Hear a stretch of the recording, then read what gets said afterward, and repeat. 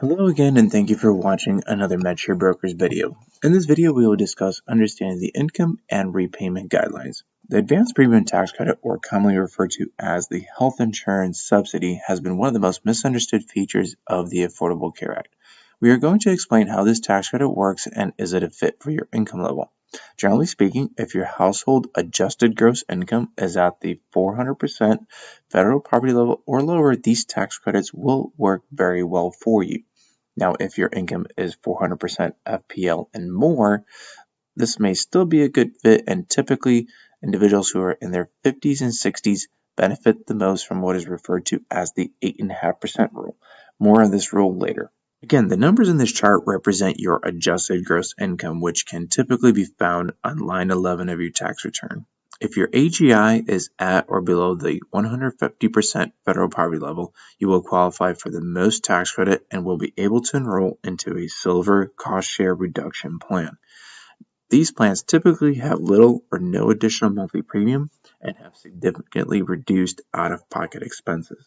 Since the application essentially asks you to guess your income for the coming year, this is where most consumers start to feel a little uneasy.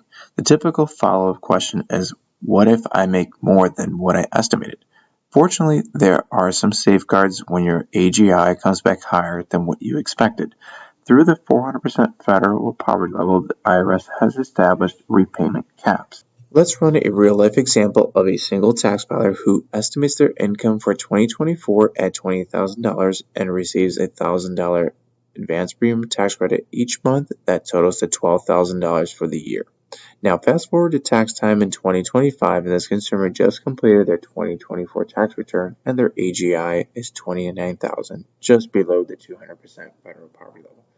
Of the $12,000 they received, they would only have to pay back $350. Now, let's say that this consumer's AGI came back higher at $83,000, just below 300% federal poverty level. Now, their repayment is capped at $900. Let's say this person was way off and the AGI came back at $58,000. Of the $12,000 they were able to use to pay for their plan, only $1,500 has to be paid back. Now, what if their AGI exceeded $58,000? Now the consumer enters into the 8.5% rule. In this scenario, the consumer is still eligible for help as medical insurance premiums cannot exceed 8.5% of their adjusted gross income. If the AGI comes in as $80,000, for example, 8.5% is about $7,000. This means that the consumer would have to repay about $5,000 of the tax credit they received. Now, we focused on a single, but this applies exactly the same way for a household of two or more, but the repayment numbers double to $700, $1,800, and $3,000.